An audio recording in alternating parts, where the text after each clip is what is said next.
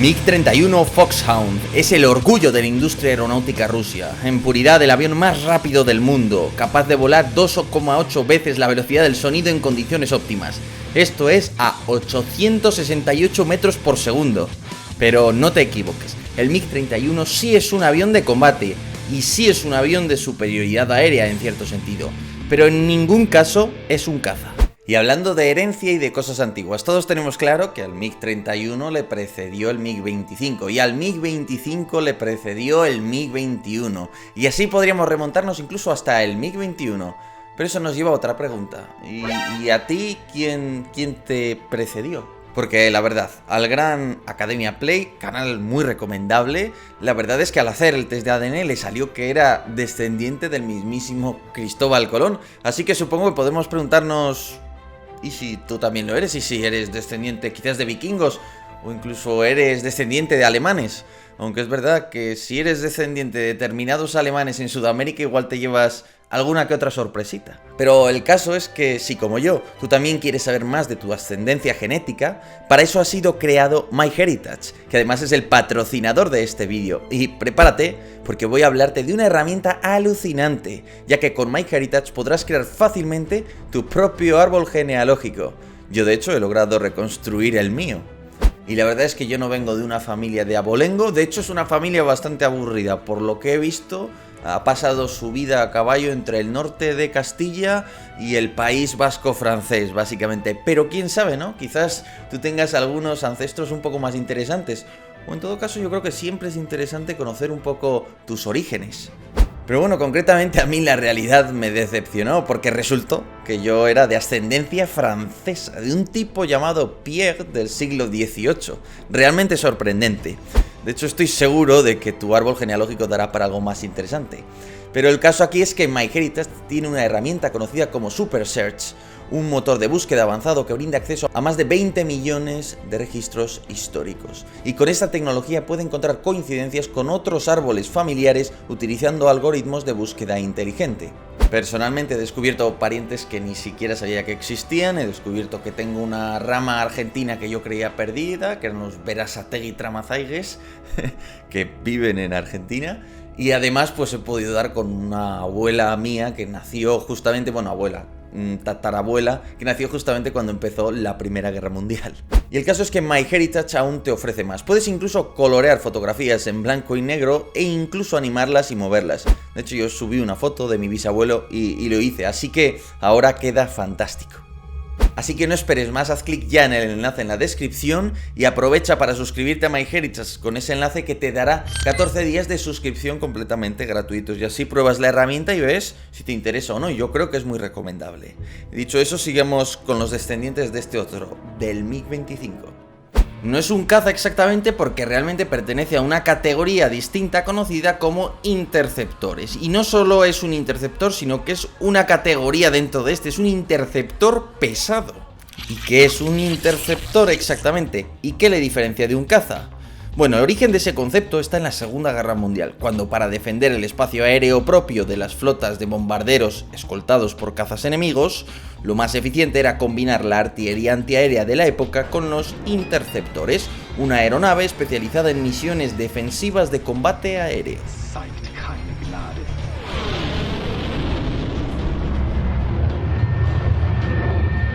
En el caso del MiG-31, una aeronave moderna, muy rápida, que te permite cubrir los espacios que quedan entre los regimientos antiaéreos de una manera mucho más flexible. Y te permiten muchas otras cosas, pero la idea es esa, que se complementa con tus sistemas antiaéreos de defensa aérea.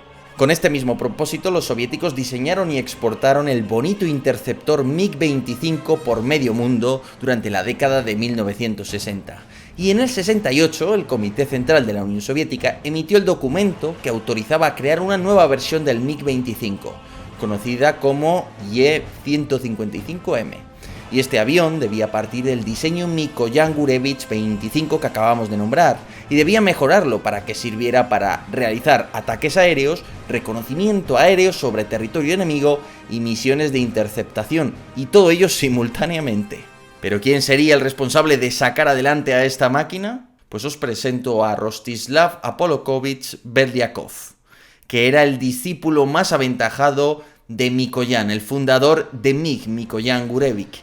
Y es que Rostislav empezó a trabajar con Mikoyan en 1941, año en el que la Alemania nazi invadió la Unión Soviética, mientras empezaban a alzar el vuelo los primeros cazas MiG-1 para enfrentarse a los Messerschmitt teutones. Y desde entonces Rostislav tuvo una buena carrera dentro de la oficina de diseño de Mikoyan, especializándose en sistemas de control en aeronaves que viajaban a velocidad supersónica, en el diseño de trenes de aterrizaje y otros departamentos dentro de la misma. Además, Rostislav, a orillas del río Volga, en plena evacuación de toda la industria soviética ante los ataques alemanes, conoció a su media naranja, Lyudmila Nikolaevna, con la que se casó tras la victoria sobre Alemania y con quien tuvo un hijo. Y la verdad, el hombre se casó bien, ya que Lyudmila era la única hija del hombre de confianza de Stalin tras la Segunda Guerra Mundial, Nikolai Zvernik, uno de los hombres más poderosos de toda la Unión Soviética entre el 46 y el 53.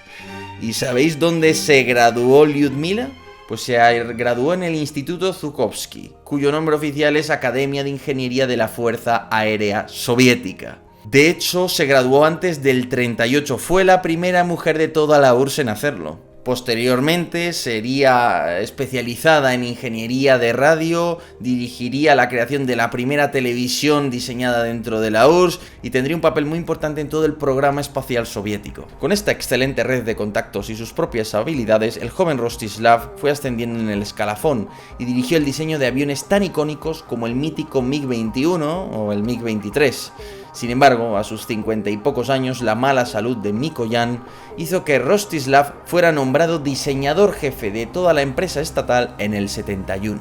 Y es en este punto cuando realmente se da el salto de un MiG-25 para una nueva misión, que había sido aprobado en el 68, a lo que acabaría siendo el MiG-31. Ese es el periodo en el que entra Rostislav, que va a dirigir el diseño del MiG-31, la puesta a punto dentro de las Fuerzas Armadas del MiG-31, y lo que ellos no sabían entonces, la caída de la Unión Soviética, que luego esto, pues en el siguiente capítulo veremos cómo afectó.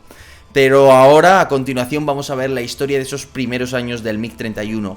Uno de los cazas, de los interceptores, mejor dicho, más eficaces del mundo, quizás el mejor en su clase, desde luego, y uno de los aparatos más icónicos y con una filosofía de combate más distinta y más particular de todo el mundo. Así que yo soy Yago Rodríguez, bienvenidos a todos los que formáis parte de esta comunidad interesada en asuntos militares en español, y ahora...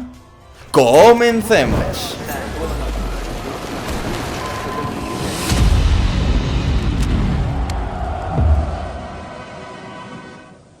La Unión Soviética de 1970 entonces, al igual que la Rusia de ahora, tenía un enorme territorio que constituía un enorme rompecabezas defensivo.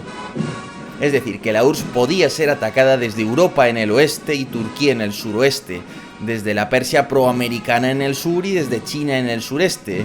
Además, al este el ataque podía venir desde Japón o desde Alaska.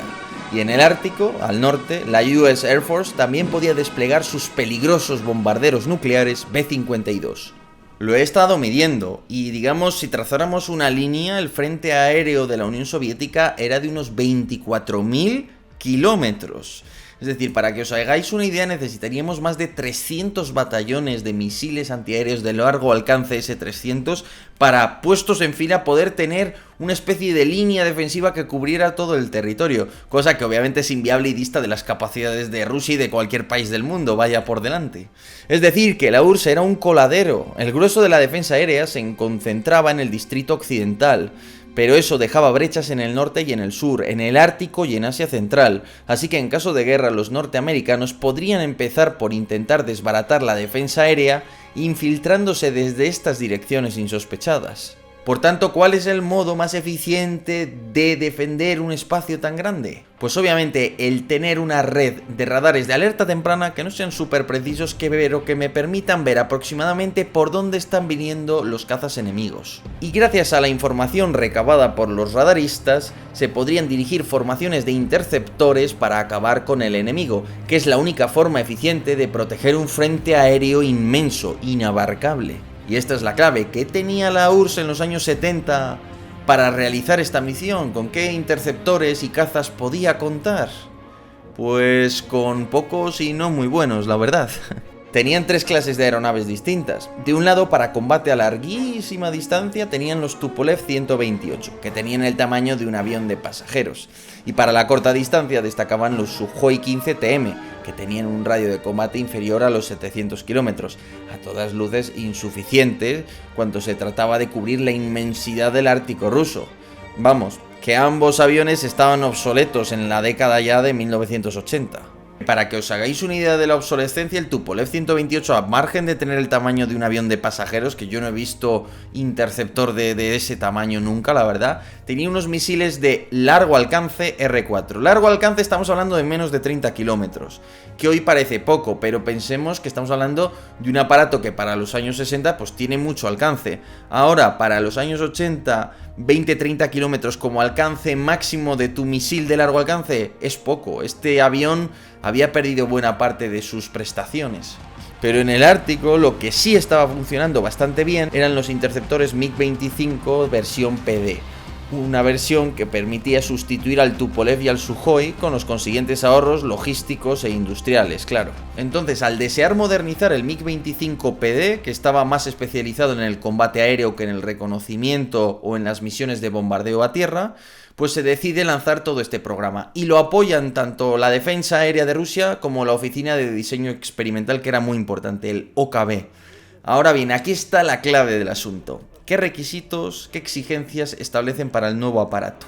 Pues para empezar, el nuevo interceptor debía ser de largo alcance, es decir, que debía superar al MiG-25, que ya era un gran avión, y que según un comentario de los analistas de la CIA en 1973 tenía un radio de combate de 950 kilómetros en vuelo supersónico frente a 1200 kilómetros en vuelo subsónico.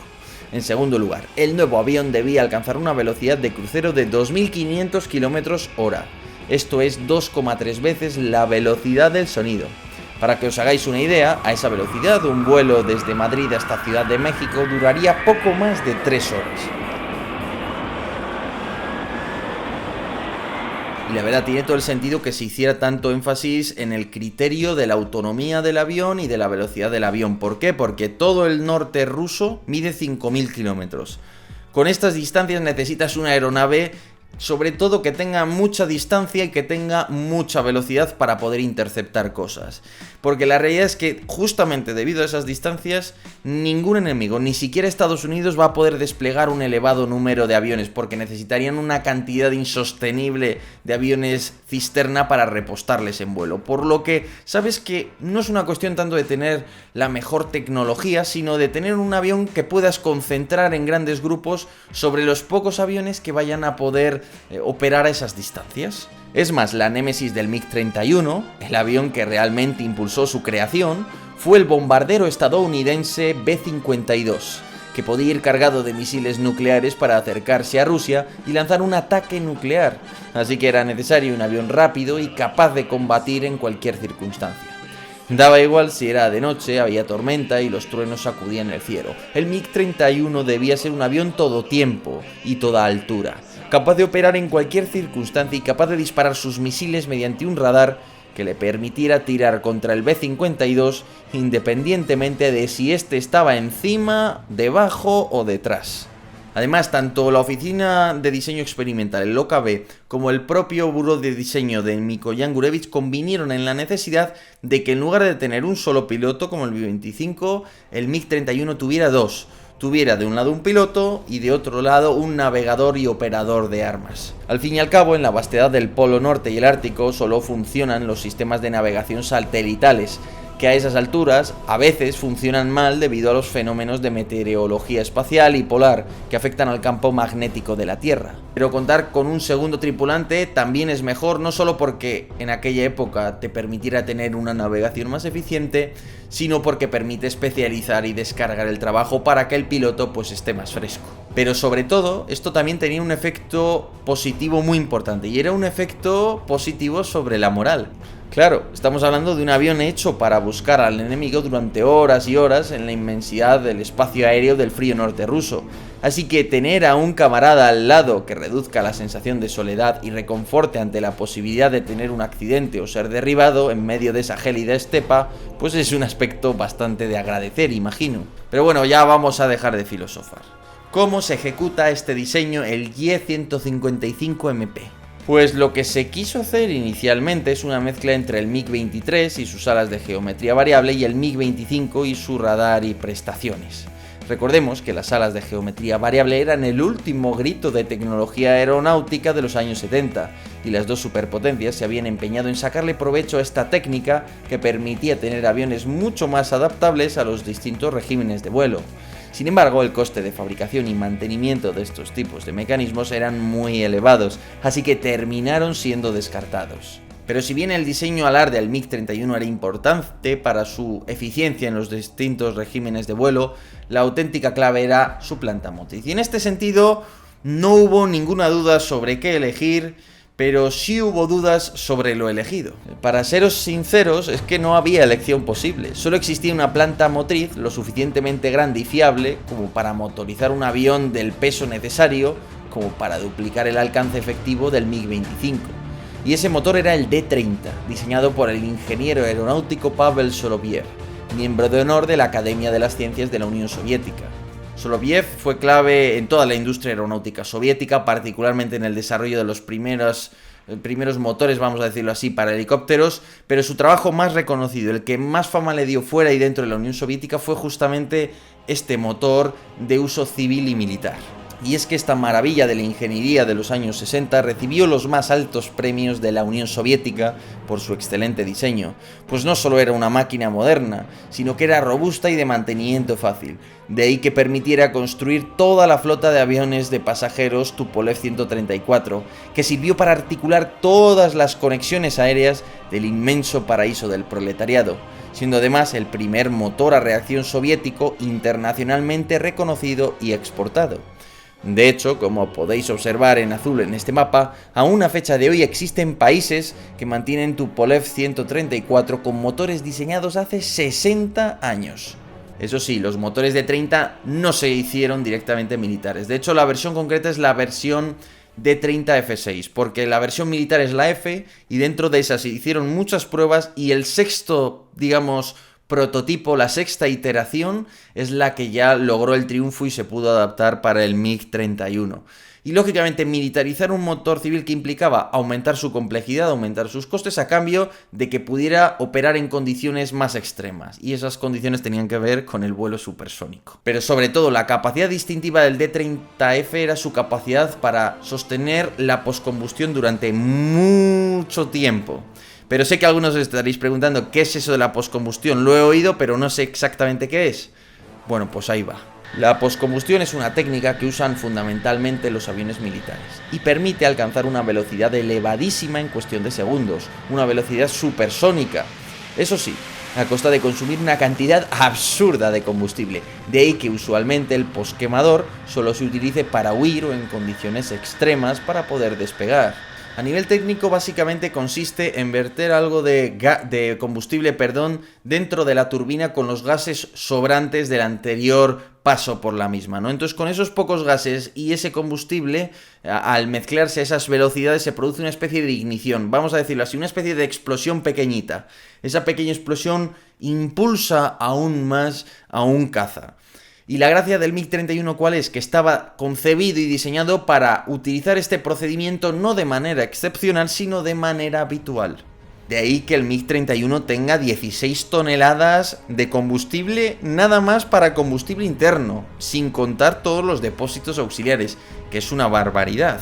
Que sí, ya lo sé, con esa cifra quizás no os digo mucho, ¿verdad?